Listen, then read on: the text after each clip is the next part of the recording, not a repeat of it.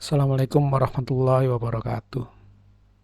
Jumpa lagi pemirsa, melanjutkan eh, presentasi yang sebelumnya. Bersama saat ini kami coba menyampaikan pengalaman POC MQTT Broker dan HTTP Authentication Access List. Eh, kita coba dulu.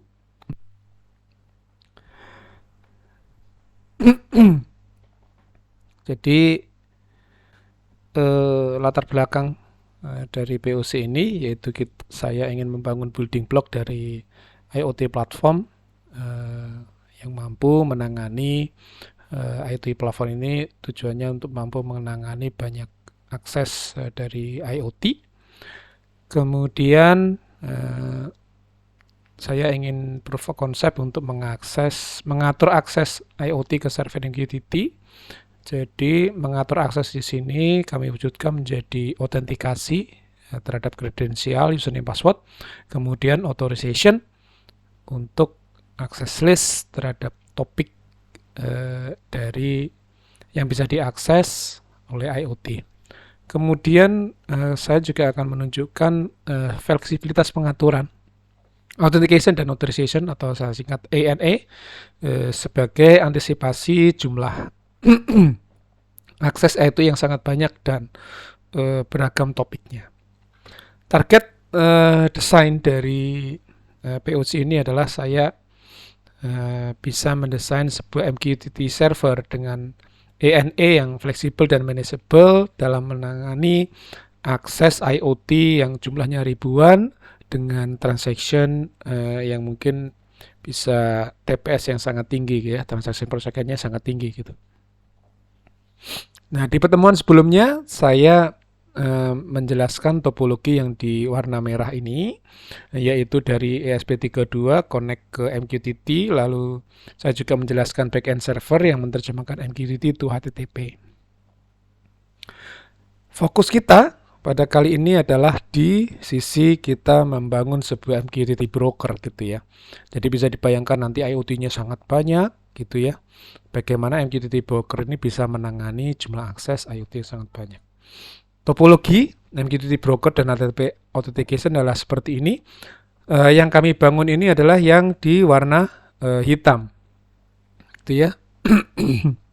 Kami mensimulasikan dua IoT yaitu dengan akses kredensial user 248 dan akses user kredensial 392.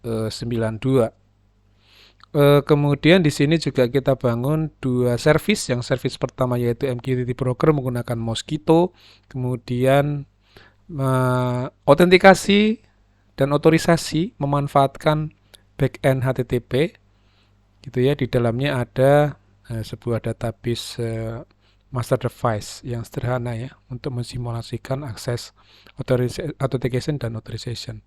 Kemudian juga mendemokan lagi MQTT to HTTP untuk sebagai klien yang berikutnya.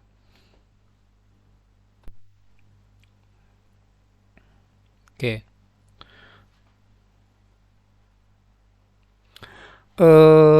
Kami menggunakan referensi dari GitHub dari Sutapak di situ ya.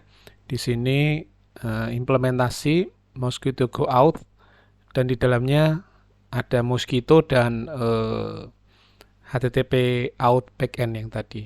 Dan di web Sutapak, GitHub Sutapak ini juga menggunakan image Mosquito Go Out ya yang dibangun oleh IE Gomez ini, dan image ini juga di refer di web resmi dari Mosquito sehingga kontinuitas dari compatibility dan jaminan bahwa ini bisa berfungsi itu dinyatakan oleh website resmi dari Mosquito.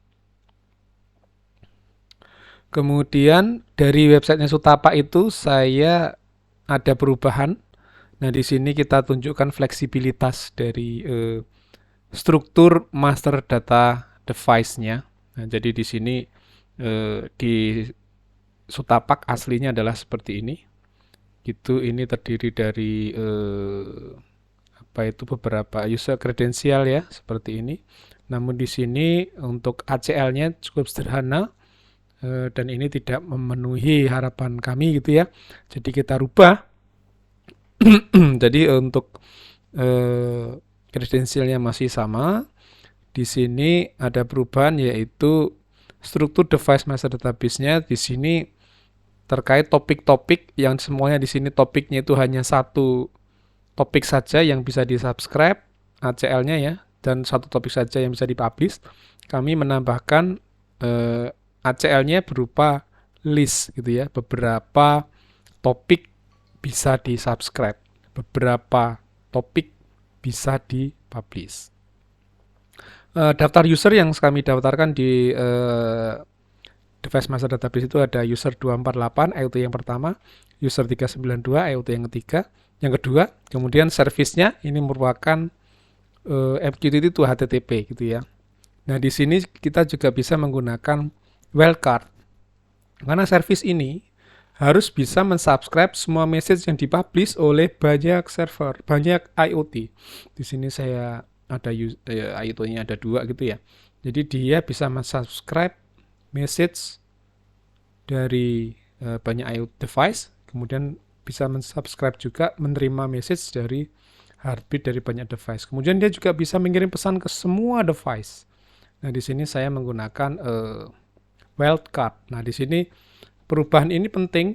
Ini saya menunjukkan fleksibilitas dari HTTP out backend ini. Nah, bentuk struktur dari ACL-nya kita bisa definisikan sendiri. Dampak dari perubahan struktur dari device master database ini dari sebelumnya dari Sutapak seperti ini menjadi custom yang saya lakukan, kita juga ada perubahan metode ACL check di source code dari Sutapak.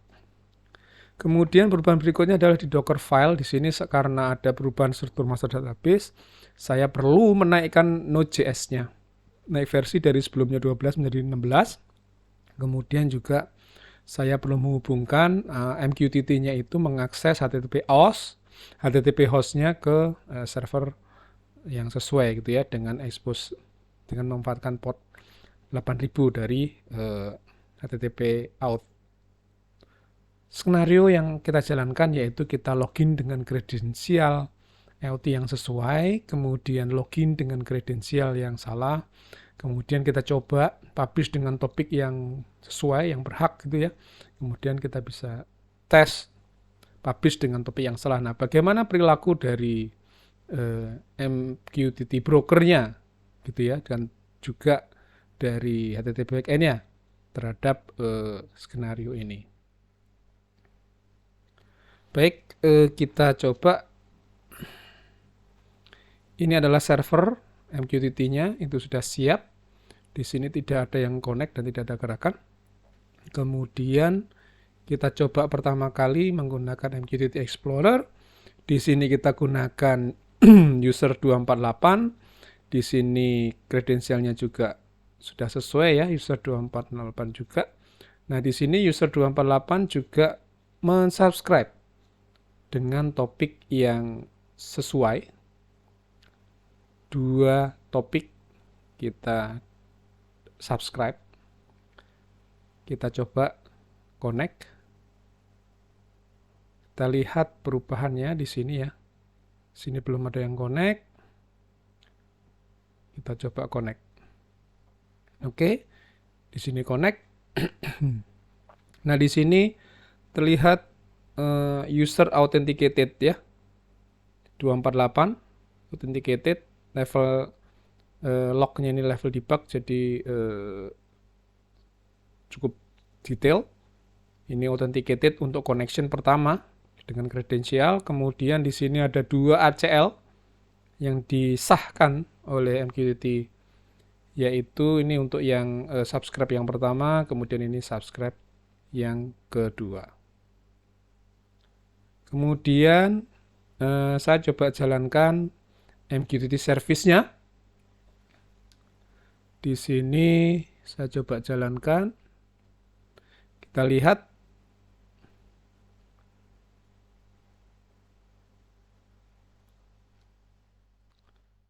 Nah, di sini juga sudah muncul koneksi. Nah, di sini jika dia juga service-nya authenticated, kemudian ACL-nya juga true untuk service-nya, jadi dia mensubscribe dua dua service itu.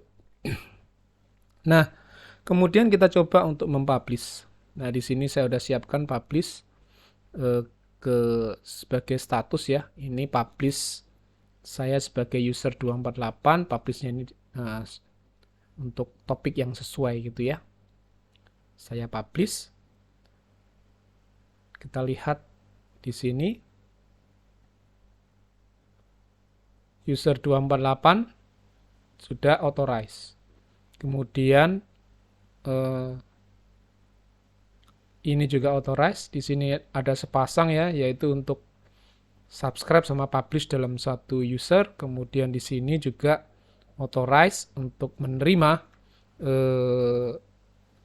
message yang dipublish gitu ya di service-nya. Kita lihat hasilnya. Sini ada halo. Kemudian kita coba topik yang salah gitu ya. Topik yang salah, misalnya kita coba salah gitu. Topik yang salah, kita lihat apa yang terjadi di server. Oke, kita udah publish dengan yang salah. Di sini ACL-nya adalah error code 400, ACL is false. Jadi ada ACL yang dilanggar di user 4248. Oke, kemudian kita coba mengirim dari service-nya. Kita pakai port yang 9000 ini, itu kita kirim ke 248. Oke, kita kirim hello world, publish ke 248. Kita lihat di log service-nya di sini true ya, dikirim publish-nya. Kemudian 248 juga menerima karena dia subscribe juga true. Kita lihat 248 ini ada message baru hello world. Kemudian kita coba, kita sudah menjalankan skenario kredensial yang sesuai, publish topik yang sesuai, publish dengan topik yang salah. Sekarang kita coba login dengan kredensial yang salah. Kita menggunakan ini saja. Kita coba, ini salah. Kita connect.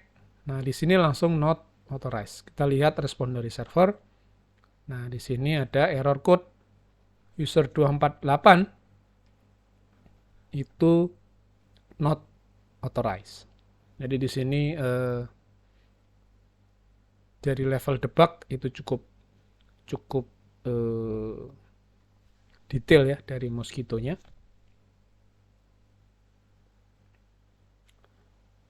Oke. Jadi refer tadi ya dari demo yang kita sudah laksanakan bahwa di lognya ini cukup jelas bahwa sudah menampilkan ada timestamp-nya, kemudian ada bahwa ada device koneksi baru, authentication-nya juga di-approve oleh backend, kemudian otorisasinya ACL juga di-approve oleh HTTP backend HTTP gitu ya. Setiap subscribe, setiap publish itu selalu di-authorize check oleh HTTP backend. Ini perilaku dari Mosquito dan HTTP auth backend. Lalu apa yang kita bisa pelajari di sini dari kegiatan kita lakukan, bahwa setiap koneksi baru itu selalu cek autentikasi. Setiap publish message selalu cek otorisasi. Publish message yang dikirim ke subscriber juga dicek otorisasi. Nah, di sini terdapat isu potensial gitu ya. Bagaimana kita kalau ada yang membrute-force terkait autentikasi gitu ya, mencoba-coba login lah gitu. Lalu mencoba-coba publish sudah login, lalu mencoba-coba publish yang salah gitu. Nah di sini akan terjadi denial of service di backend HTTP Authentication Authorization. Mitigasinya apa? Gitu ya. Mitigasinya kita bisa melaksanakan deteksi tadi. Kalau ada kondisi unauthorized, unauthenticate, kita bisa mendisable device-nya dari device master database-nya. Yang kita butuhkan adalah sebuah backend HTTP Authentication Authorization yang sangat cepat gitu ya, mampu menangani banyak akses karena aksesnya nanti device itu akan ribuan gitu ya untuk authentication. Kemudian transaksinya juga akan ribuan gitu ya. Nah, di sini kita membutuhkan backend HTTP Authentication Authorization yang sangat cepat. Kemudian di depan kita juga butuh namanya anti DDoS gitu ya. Kita pasang di load balancer di depan, reverse proxy di depan, ataupun TLS offloader di depan gitu ya. Nah, terus ada anti DDoS-nya. TLS ini bila mana kita implementasi SSL di koneksi MQTT-nya. Jadi kita pasang di sini ya, itu untuk ke device load balancer, reverse proxy ataupun TLS offloader dipasang di sini. Nah, kemudian tadi kita bisa melaksanakan deteksi untuk authentication yang salah, false gitu kan.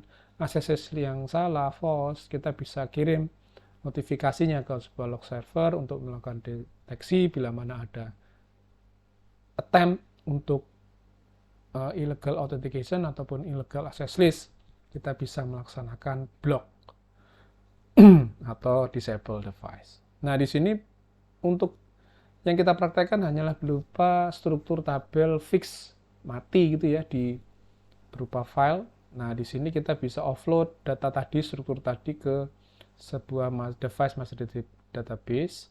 Nah, di sini tentu saja tadi untuk menangani DDoS berarti HTTP backend-nya juga harus cepat, kemudian device master database-nya juga harus cepat untuk mampu menangani banjir akses gitu ya, akses yang sangat banyak untuk HTTP authentication dan access list-nya tadi.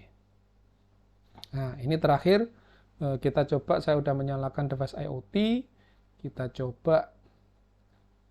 Nah, di sini tadi device 248 ya, kita udah halo. Nah, di sini kita device 392 ya sudah connect ke ini IoT ya, seperti di pertemuan sebelumnya. User 392 udah connect. Nah, coba kita kirim ke 392.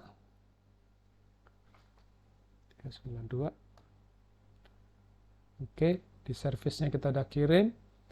Nah, ini dia respon juga 392. Kita coba di log. Nah, seperti ini lognya. Service user 392 true, ACL true 392 gitu ya. Service juga true nih untuk receive-nya tadi. Oke, balik lagi. Nah, disinilah tadi udah kita praktekkan ya bagaimana komunikasi antara dua user IoT, dua device IoT, yaitu kita sebagai user 248, user 392, kita sudah lihat log-log yang ada di Mosquito dan HTTP backend. Nah, kita bisa bisa mengantarkan fleksibilitas ini untuk platform yang lebih besar lagi. Jadi kita membuat sebuah device master database yang sangat cepat gitu ya. Kemudian kita juga bisa membuat notifikasi di HTTP out backend ke sebuah log server untuk mendeteksi adanya illegal access atau illegal attempt, akses attempt yang fail gitu ya untuk authentication maupun ACL di sebuah log server yang kita bisa tidak lanjuti dengan blocking atau kita juga memanfaatkan DDoS. Baik, mungkin itu saja dapat kami sampaikan, kurang lebihnya mohon maaf. Terima kasih. Assalamualaikum warahmatullahi wabarakatuh. Selamat malam.